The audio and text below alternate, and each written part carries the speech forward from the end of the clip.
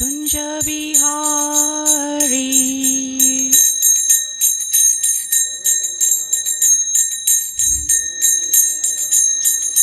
Jaya Radha Madhava Kunja Bihari.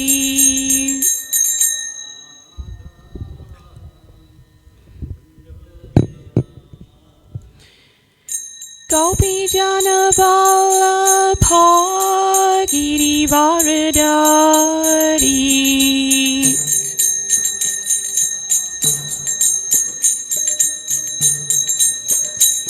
Gopi Jana Vallabha Giri Varadari.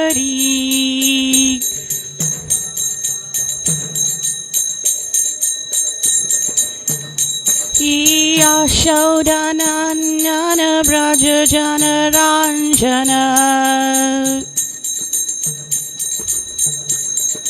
Yashodanandana Braja Jana Ranjana.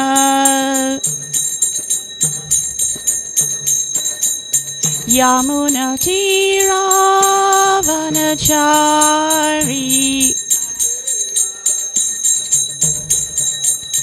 Yamuna Tira Vanachari.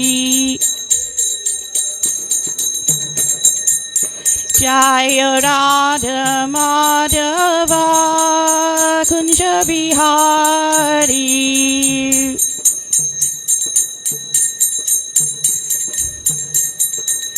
Jaya Radha Madhava Kunja Bihari.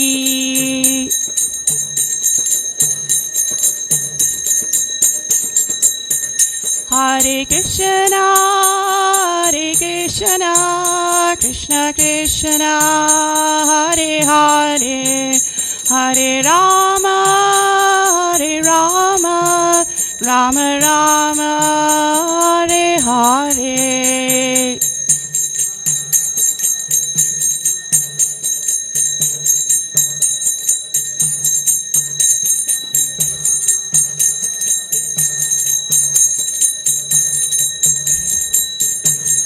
Hare Krishna, Hare Krishna, Krishna Krishna, Hare Hare, Hare Rama, Hare Rama, Rama Rama, Hare Hare.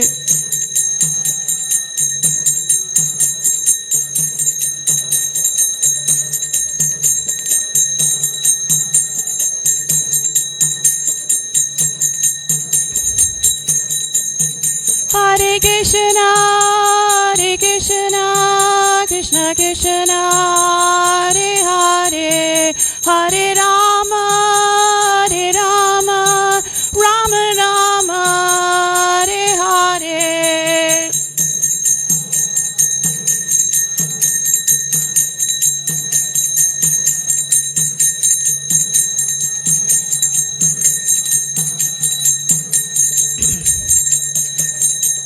Hare Krishna, Hare Krishna, Krishna Krishna, Hare Hare, Hare Rama, Hare Rama, Rama Rama, Hare Hare.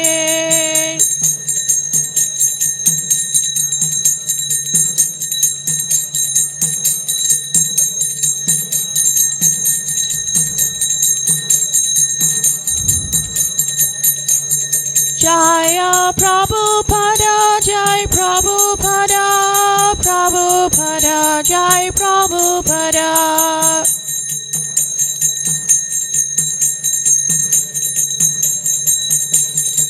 Jaya Jaya Prabhupada, Prabhupada, Prabhupada, Jai Jai Prabhupada.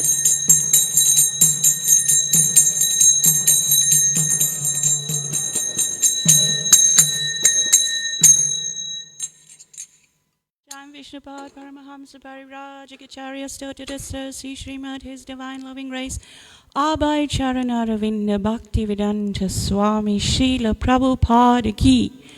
Prem se kaho Shri Krishna Chaitanya Prabhu Nityananda Shri Advaita Gadadhara Shri Vasari Gaura Bhakta Vrinda Ki Shri Shri Radha Krishna Gopi Gopinath Shama Kunda Radha Kunda Giri Govardhana Ki Namacharya Srila Haridas Thakur Ki Shri Vrindavan Nama Ki Shri Mayapur Dhamma Ki Shri Jagannath Puri Dhamma Ki Shri Mati Tulsi Maharani Ki Sankirtan Yagya Ki Their Lordship Shri Shinitai Gaura Hari Ki Jai Their Lordship Shri Shri Radha Radhanath Ki Jai Samaveta Bhakta Vrinda Ki Jai Ananta Koti Vaishnava Vrinda Ki Jai Gaur Premanandi.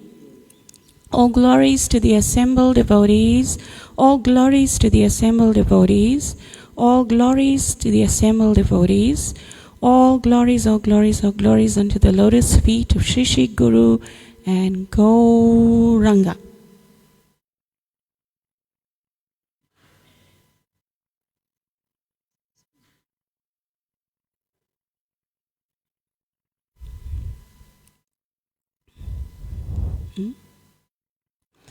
Om Namo Bhagavate Vasudevaya. Om Namo Bhagavate Vasudevaya.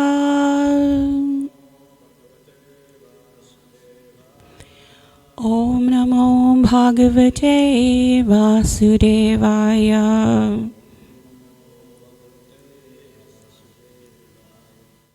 Om Jnana Timirandasya Jnananjana Shalakaya Chakshurunmilitam Yena Tasmai Shri Guruve Namaha. Shri Chaitanya Manobhistam Stapitam Yena Bhutale Swayam Rupa Kadamayan Dadati Swapadantikam. Vandeham Shri Guru Shri Yuta Padakamalam Shri Gurun Vaishnavamscha Shri Rupam Sagrajatam Sahagana Raghunatan Vitam Stam Sajivam Sadvaitam Sarvadutam Parijana Saitam Krishna Chaitanya Devam Shri Radha Krishna Padan Sahagana Lalita Shri Vishakan Vitamscha. He Krishna Karuna Sindhu Dina Bandhu Jagatpate Gopesha Gopika Kanta Radha Kanta Namostute. Tapta Kanchana Gaurangi Radhe Vrindavaneshwari Vrishabhanu Sute Devi Pranamami Hari Priye. Vanchakalpatirubhyascha Kripa Sindhubhya evacha Patitanam Bhavadabhyo Vaishnavebhyo Namo Namah. Jai Shri Krishna Chaitanya Prabhu Nityananda Shri Advaita Gadadhara Shri Vasari Gaura Bhakta Vrinda.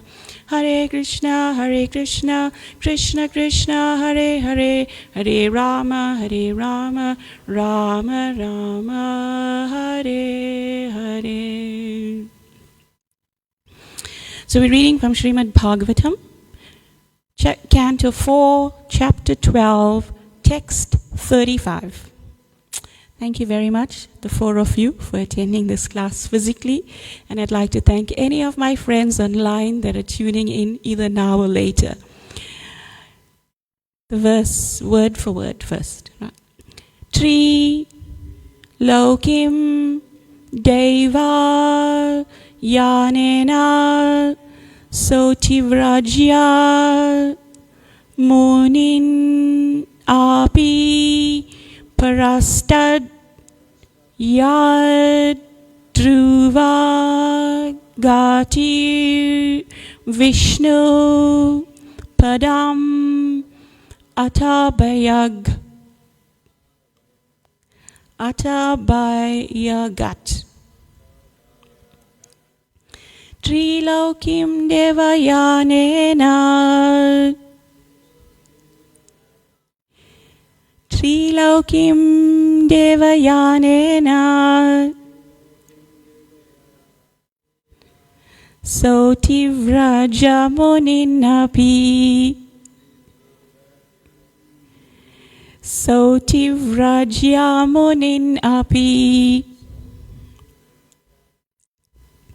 parastadyad druvagatir parastadyad druvagatir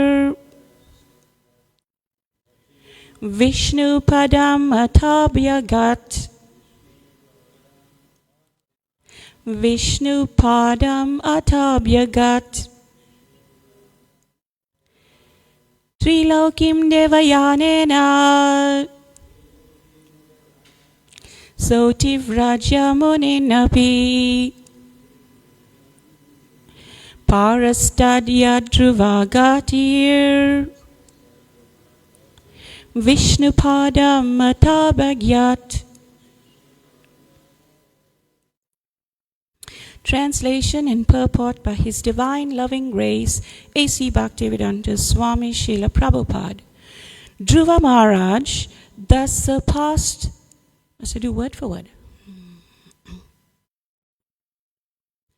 Trilokim, the three planetary systems.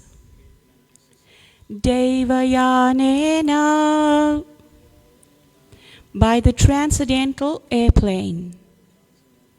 Saha Dhruva, Ativraja, having surpassed. Munin, great sages. Api, even. Parastat, beyond. Yad, which. Dhruvagati, Dhruva, who attained permanent life. Vishnu, O Lord Vishnu. Padam, abode. Ata, then. Abhyagat, achieved. Dhruva Maharaj thus surpassed the 7 planetary systems of the great sages who were known as Sapta Rishis. Beyond that region, he achieved the transcendental situation of permanent life in the planet where Lord Vishnu lives. Purport by Srila Prabhupada. Down. Further away. The airplane was piloted by 2 chief associates of Lord Vishnu named Sunanda and Nanda. Only such spiritual astronauts can pilot their airplane beyond the 7 planets and arrive in the region of eternal life, blissful life. It is confirmed in the Bhagavad Gita also, parastasmat tu pavanyat, Bhagavad Gita 8:20. That beyond this planetary system begins the spiritual sky, where everything is permanent and blissful. The planets there are known as Vishnu Loka or Vaikuntha Loka. Only there can one get an eternal blissful life of knowledge. Below Vaikuntha Loka is the material universe, where Lord Brahma and others in Brahma Loka can live until the annihilation of this universe. But that life is not permanent. That is also confirmed in the Bhagavad Gita, Abrahma Bhuvana Loka. Even if one goes to the topmost planet, one cannot achieve eternal life. Only by arriving in Vaikuntha Loka can one live an eternally blissful life.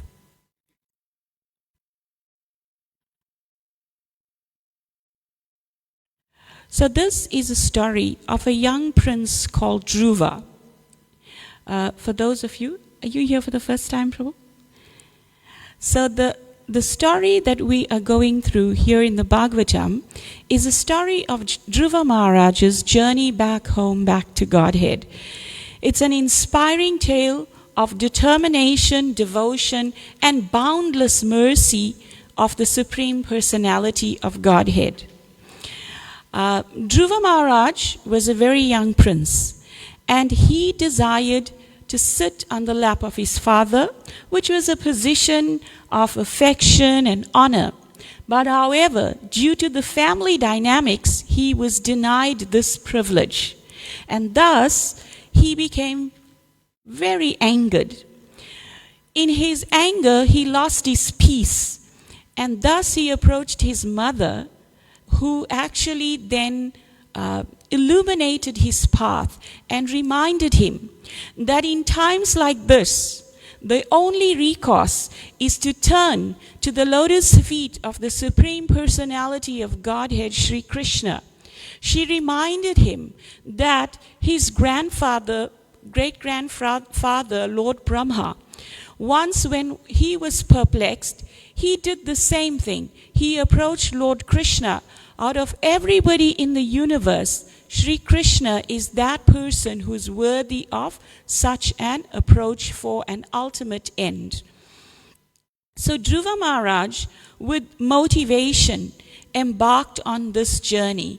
He had the motivation of acquiring a planet, a kingdom better than his grandfather and his father. However, his position of approaching the Supreme Personality of Godhead is known as circumbhakt, right? It is a path of bhakti where one approaches God for a material means. In the first 6 chapters of the Bhagavad Gita, a yoga ladder is presented by Lord Krishna to Arjuna. And what happens is that when one is on this ladder, in the mood of a circumbhakta, it is by the process of association and gyan, or knowledge, acquiring transcendental knowledge and association of saintly persons, that one can raise one's consciousness and become elevated to the ultimate linking process with the Supreme Personality of Godhead, thus achieving life's ultimate goal. So what happened was that Dhruva Maharaj received the boundless mercy of the Lord, and thus he gave up this ill motivation, and he was given the task to rule the kingdom for 36,000 years, I think 32 or 36,000 years thereafter, as a service to the Lord. In that time, he strengthened his link or his bond with Krishna, and then ultimately he went back to Godhead, as is described in this verse. So Dhruva Maharaj, he personifies the devotional quality of dridhavrata, or determination. So determination is actually a very essential quality in the development of one's spiritual growth. So in the Nectar of Instruction, Srila Rupa Goswami mentions Atyahara Prayasascha Prajalpo Niyamagraha Jnana Sangha Chalolam Cha Sadbir Bhakti Vinasyati. That bhakti becomes vinashati, destroyed by the these 6 activities, and they are Prajalpa, village talk, acquiring, over-endeavoring for material things that are too difficult to accumulate. What else, Rangadevi?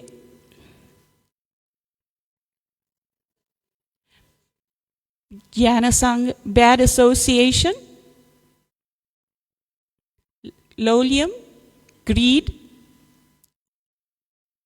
So these 6 activities are actually the activities that dampen determination on the path of spiritual aspiration. In the path of perfection, Srila Prabhupada writes that when one becomes too attached to sense gratification, then one's determination becomes dampened. So Dhruva Maharaj, so this brings to mind an analogy that Srila Prabhupada would use of two frogs that fell into two milk urns. The one frog became devoid of determination, finding himself in circumstances that were so overwhelming. And thus he abandoned his determination and he was destroyed. The other frog maintained determination, and by flapping his webbed feet repeatedly, he churned that milk into a thicker substance and was able to climb onto it and thus exit such a difficult situation. So this analogy explains the story of our lives, that when we find ourselves in such situations, it is imperative for us, it behooves us as intelligent followers of Srila Prabhupada and the Parampara to maintain this process of determination and exit or reach our ultimate goal of life. So Dhruva's rigorous devotion and determination led him to experience this presence of Krishna and thus fulfilled his deep yearning relationship.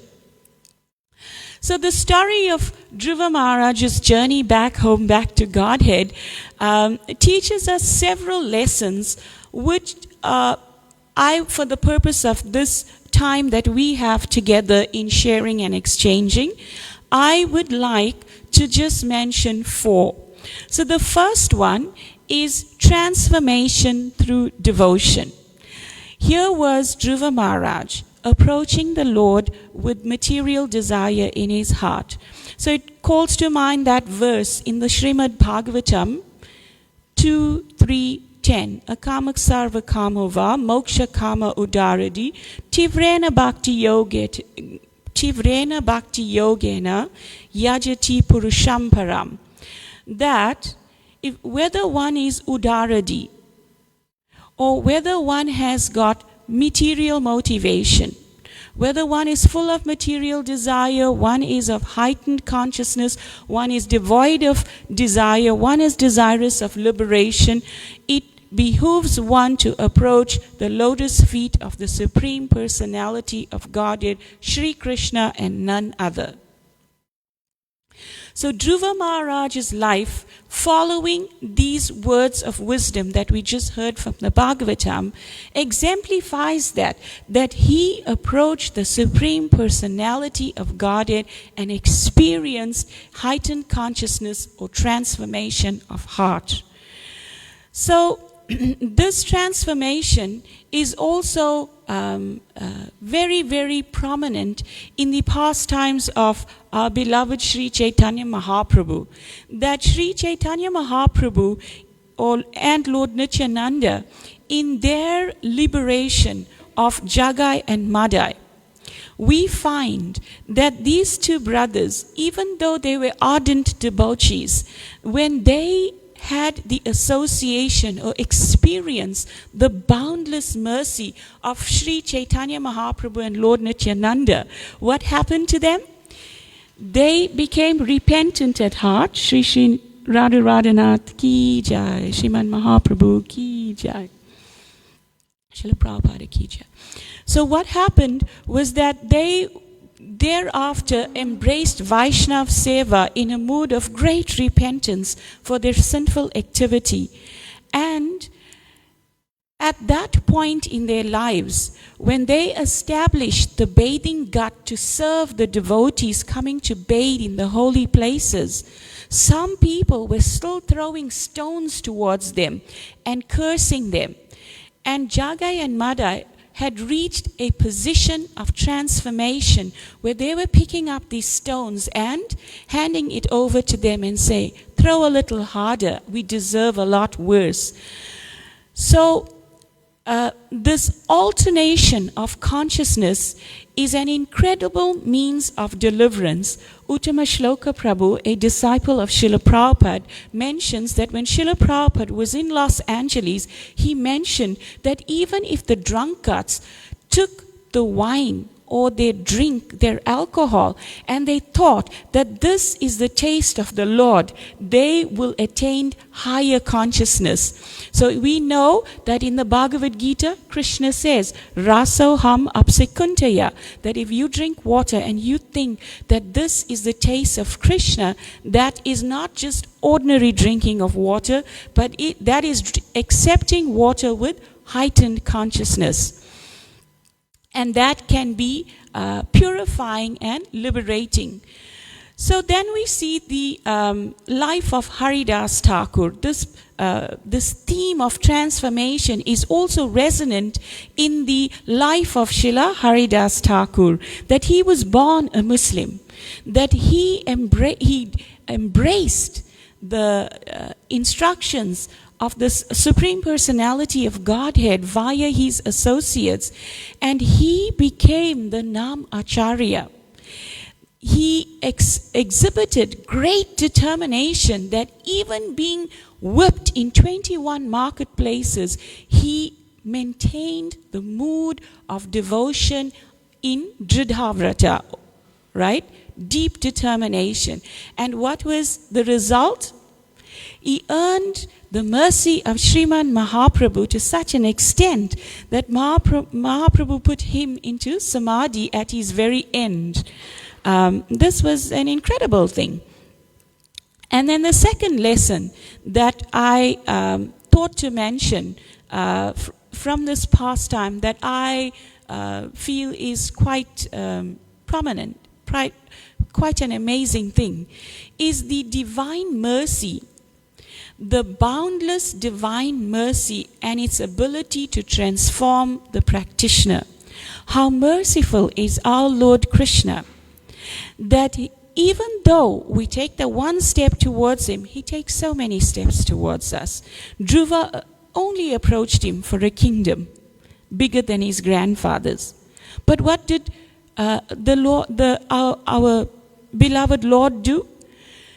Our beloved Lord gave him an entire planet in the Vaikuntha regions known as Dhruvalok.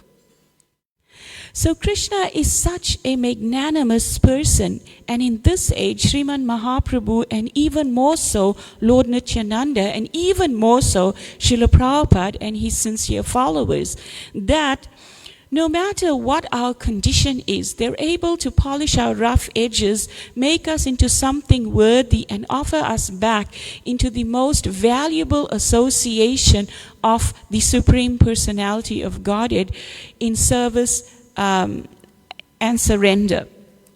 So when one sticks under such a shelter or ashraya, then what happens is that there is a blossoming in the heart of this seed of bhakti that's planted by the spiritual master.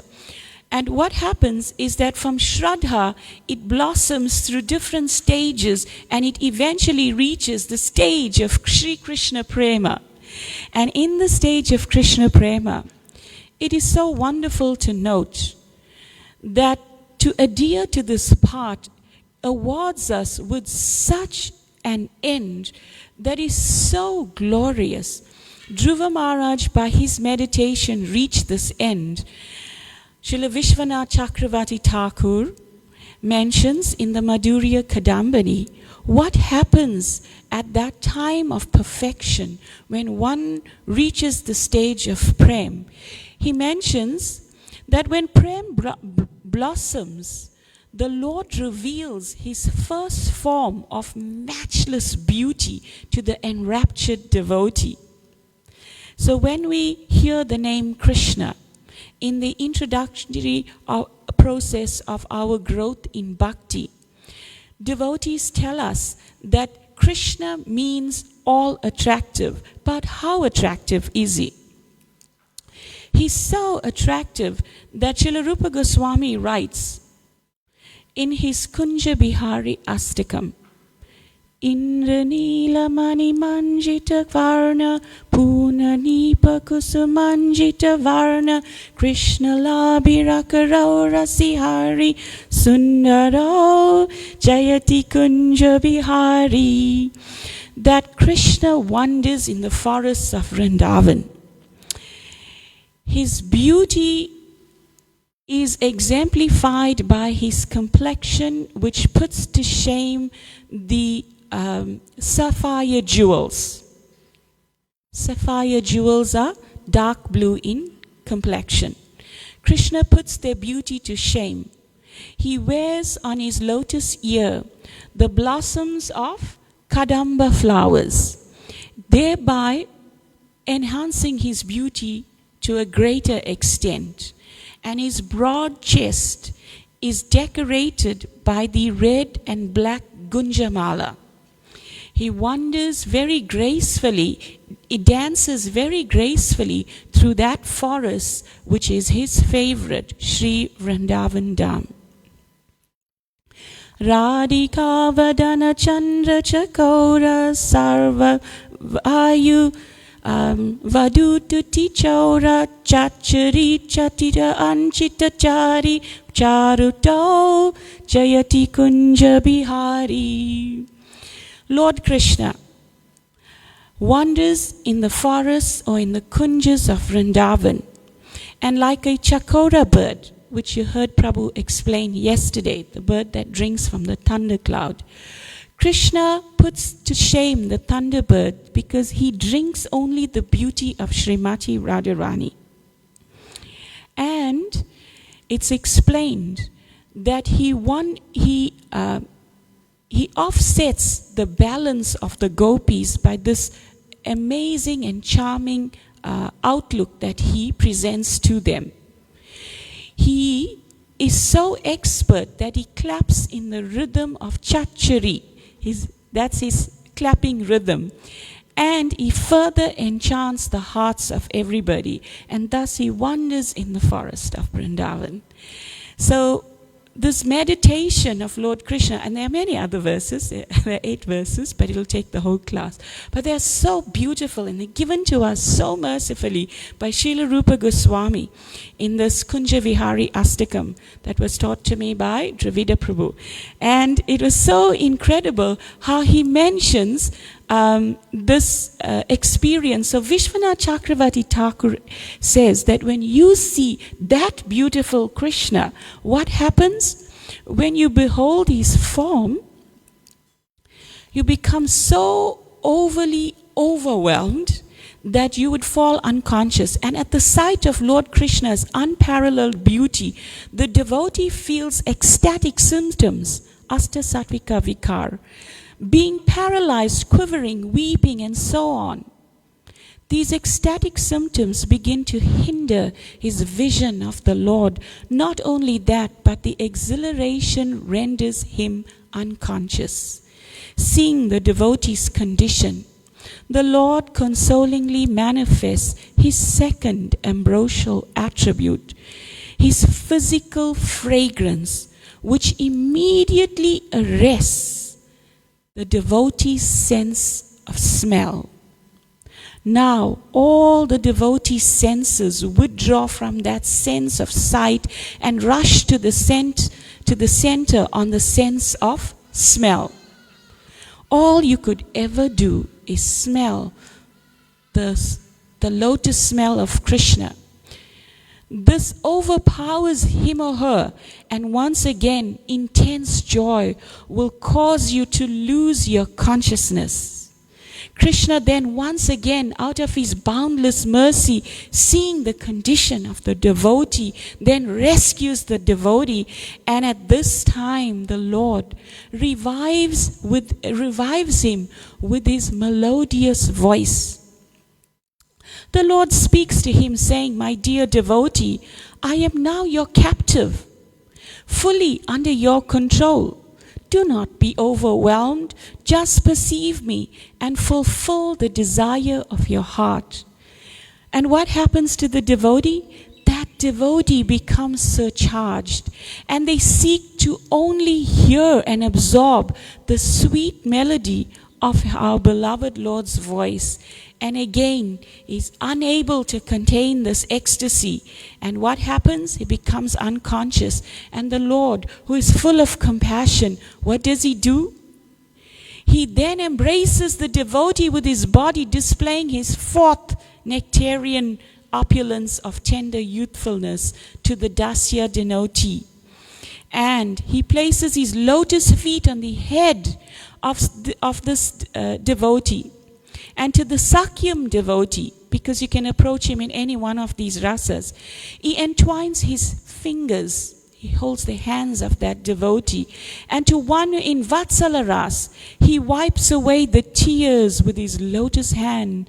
And to the one who is immersed in the Madhurya Bhav, what does he do? He draws him to his chest and wraps his arms around him in a tender embrace. From this we understand that the Lord reciprocates with everyone accordingly and more. So then, just as the devotee swoons into unconsciousness again, Krishna offers the sublime ambrosia, his next opulence, his fifth opulence. And what is that? It is the chewed betel nut. And when the devotee tastes that, it is incredible how it puts him into deeper and deeper sense of satiation, and he actually becomes unconscious. And then what does the Lord do? The Lord revives him. And when he revives him, it's explained that this ecstasy of prem is then further and further stirred.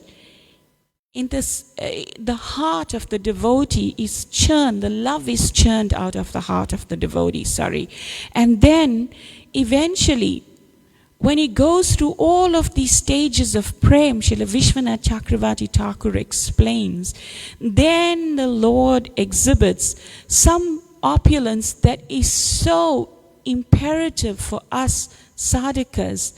And that is the crown jewel of all the Lord's attributes. And what is that? That is the Lord's compassion. And that takes the devotee higher. So Dhruva Maharaj, he is stimulating us by allowing us to hear this beautiful journey, that we too have hope, that we too should stick unto the pathway that was delineated so compassionately to us by our ever well-wisher Srila Prabhupada. Prabhupada told one devotee, if you just hold unto my dhoti, he will take you back home, back to Godhead. So Dhruva Maharaj, is the third lesson that I glean from this pastime is inner awakening. That Dhruva Maharaj, he showed us how, if you are looking for happiness and if you try to find it externally, it is not going to lead us to ultimate success. Dhruva Maharaj, when he entered the forest under the direction of his mother, he was approaching all types of living entities and trying to find out, are you Vishnu, are you Hari, are you going to take me higher, so to speak, in simple language. And Narad Muni took pity upon this little 5-year-old boy, seeing his condition, that he was so ardently fixed in devotion and determination that he was pursuing this path to find Lord Hari. And then he benedicted him with the mantra, Om Namo Bhagavate Vasudevaya. So this pastime was heard repeatedly by Sri Chaitanya Mahaprabhu from the lips of the esteemed Gadadhar Pandit, day after day. And when he would come to the end of the pastime, Sri Chaitanya Mahaprabhu would request, more please, and then it would be on repeat. So inner awakening in Dhruva Maharaj's journey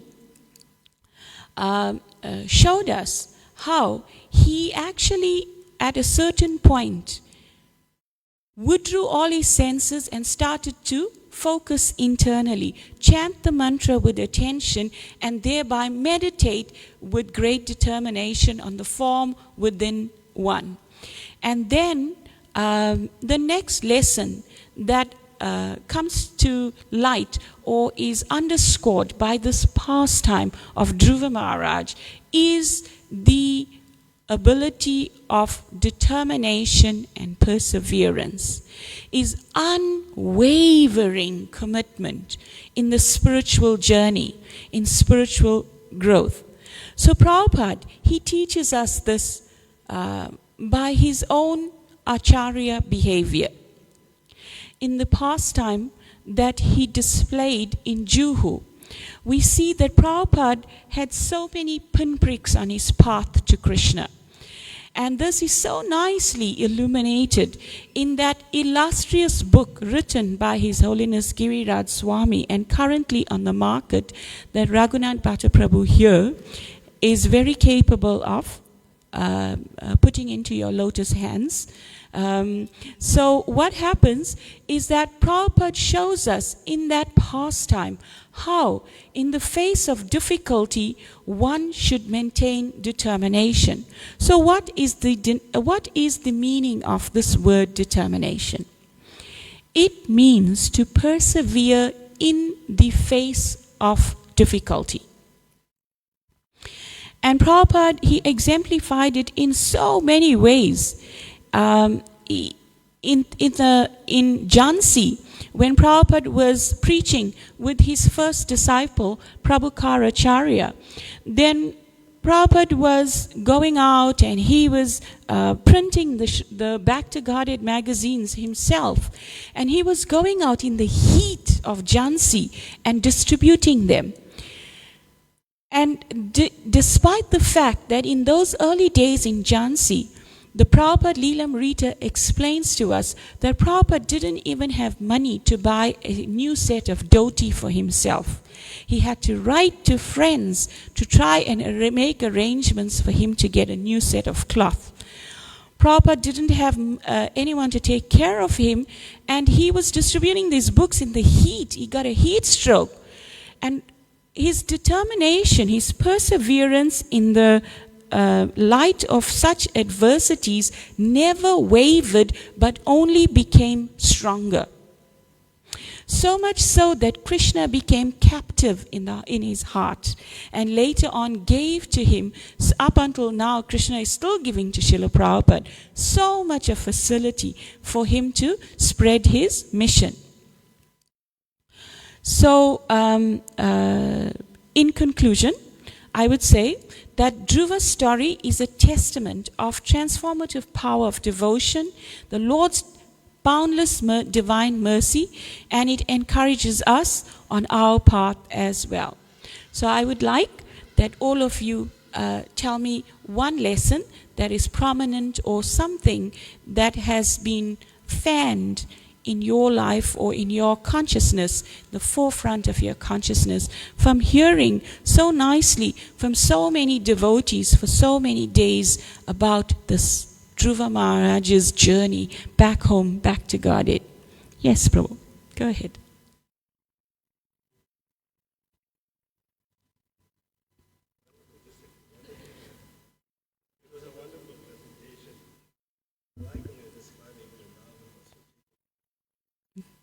By your mercy.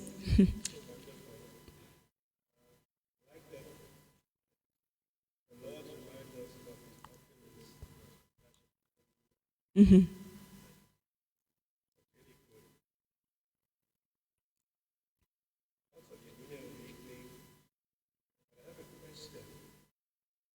Go ahead.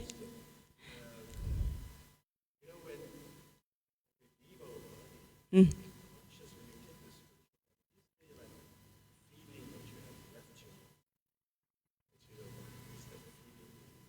Prabhupada explains it's like a bad dream, you know, katam ho gaya, finish it off and then move on. So there's no lamentation. One gives up lamentation by that time.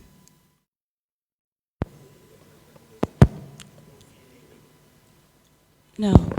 It's not like that, huh? No. Okay. We see in the lives of so many devotees who are leaving their body, you know, in the lineage of Srila Prabhupada, according to his teachings, that this is not the case. Those who have perfected their existence, who, you know, like in the case of Mother Acha Vigraha, right? She came to a point where at certain point she had to put down her paintbrush, give up that designation of being an artist, and then surrender to the hearing and the chanting and full immersion of, and enter into Krishna's divine service, following in the footsteps of illustrious personalities in that mood, and she reached the ultimate destination. That's nice. I heard Maharaj was saying, Giraj Maharaj was saying that that she didn't complete some painting, by the Brajabasi. She couldn't complete it. But then they said, don't worry, she's painting there in the spiritual world. So, yeah. The other question is that, Dhruvaloka is a spiritual planet. I don't know, I may have read it long time, I'm not clear about it. During partial annihilation, it's never annihilated. It's never annihilated, huh? Is that how it is? Yeah, I thought in total maybe. Bhagavatam explains that it does not end at that time. Okay. All right. Yeah. Okay, I'll leave it to Rukmini now.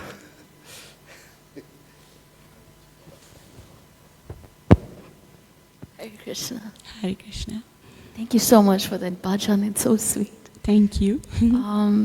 I think this time that we've been studying Dhruva Leela, the one thing that sticks out for me is when Dhruva comes under illusion and goes wild, killing the yakshas, and how it's just such a brief moment, because in one purport, it's like he's righteous in doing so, he's fulfilling his duty as the king, and then they're overcoming him, and then he's remembered. He's given this reminder by the sages of to take shelter of the holy name in the terms of that astra.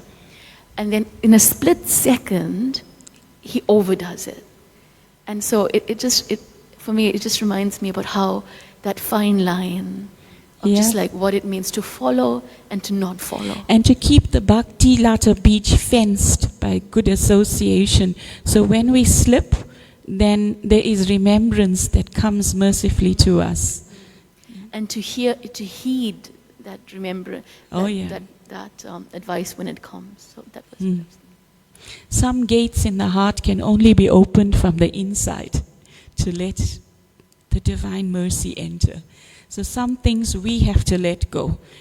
If we can have the best association, we can have the best opportunities, but it behooves us to do that. Thank you so much. Maybe I'll ask another question. Yes, Prabhu. And corrections also. Okay. From Shraddha to Prema, when do one get a glimpse of Krishna? Is it like at some point, there's a glimpse of Krishna? At what level is that? Srila Vishwanath Chakravarti Thakur says that it's on the level of prema. You get, bhav is the shadow of prema. So there is some very similar consciousness in bhava, but it becomes more pronounced and exemplified, more fertile in the heart at the level of prem.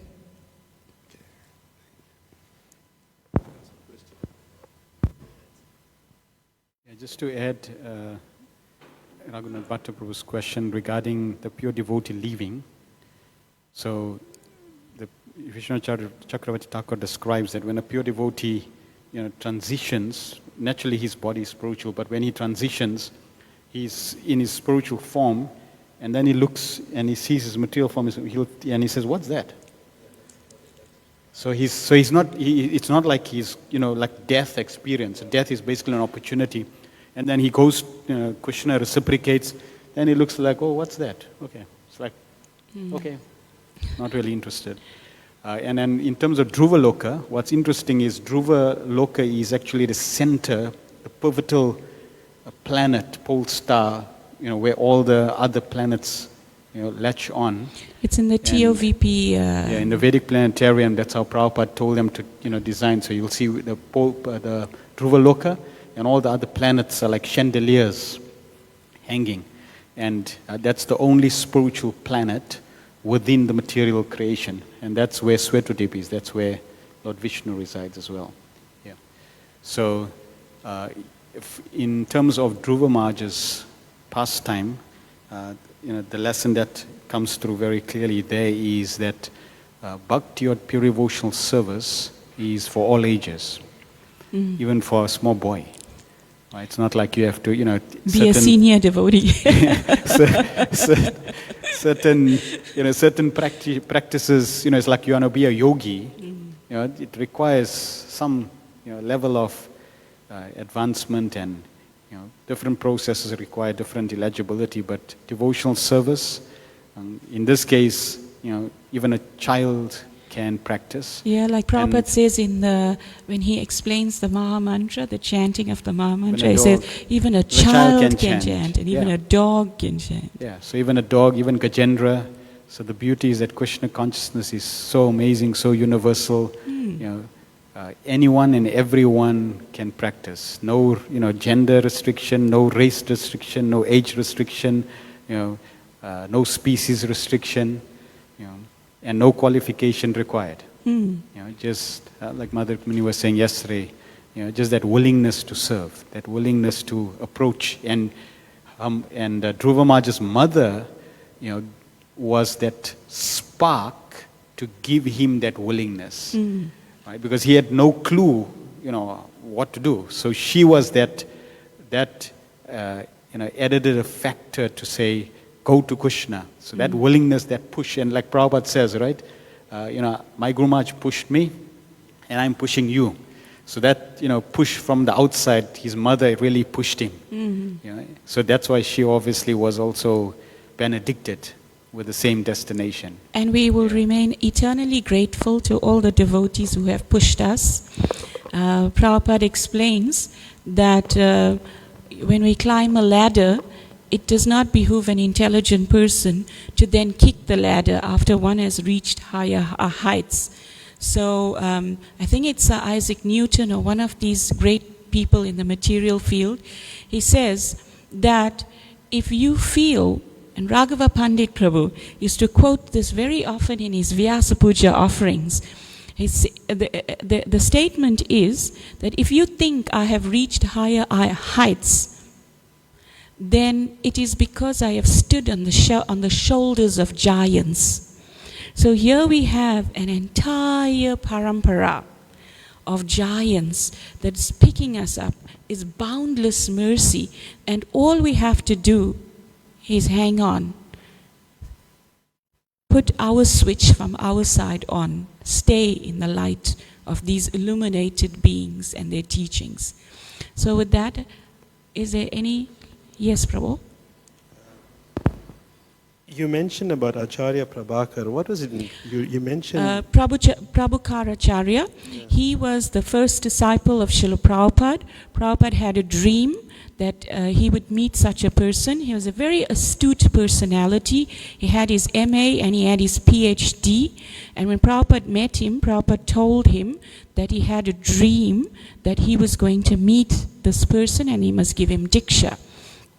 So then when Prabhupada in 1960, I think it was 1954, Prabhupada was there during the... Baushira Prabhu explains it in the Prabhupada Memories that when he was doing research under the guidance of Satsvarup Maharaj for the compilation of the Prabhupada Leelamrita, then he was interviewing different personalities who had interaction with Srila Prabhupada in the early days. So he met this Prabhukaracharya.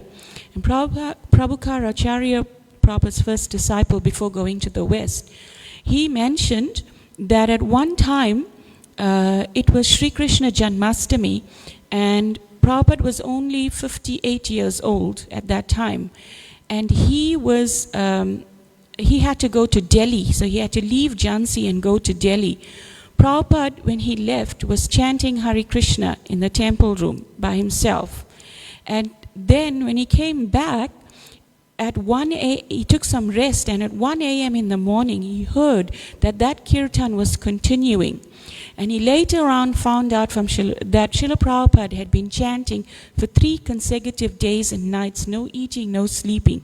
Just when you thought that the Janmashtami fasting was austere, Prabhupada did this for 3 days, 3 nights. And he was chanting in such great ecstasy. And Bhaushira Prabhu explains that Prabhukaracharya Prabhu tells him that Prabhupada was in such ecstasy playing the mridanga and prancing around at that age in the temple room. And there was this awesome smell. Awesome is not even the proper adjective, right? There was this incredible scent that was emanating from that place. And when he looked in, he saw that Srila Prabhupada was wearing a kadamba flower garland. And he noticed that in that season that they were currently experiencing, kadamba flowers were not in bloom. And even if you would find an off-season kadamba flower, it was small and not much scent. But he explains that the kadamba flowers were quite generous in their stature and beauty, and they were emanating such a profound scent, and his senses were so arrested inhaling the scent. And he wanted to ask Prabhupada where he got it from, and he later on got his answer. Prabhupada told him that he was chanting, and then Krishna appeared. And Krishna gave him this garland, and when he reached to touch Krishna's lotus feet, then Krishna disappeared. And he, in a mood of vipralamba, being separated from Krishna, Prabhupada's ecstasy was so heightened that this kirtan, even though it was a one-man band of pure chanting, pure naam, was taking him to such higher heights. And this Prabhu witnessed that also. So, that's enough now. Thank you. Thank you so much. Hare Krishna. Srila Prabhupada ki jai. Grantaraj Srimad Bhagavatam ki jai. Anantakoti Vaishnava ki jai. Samaveta Bhaktivinoda ki jai. Srila Prabhupada ki jai.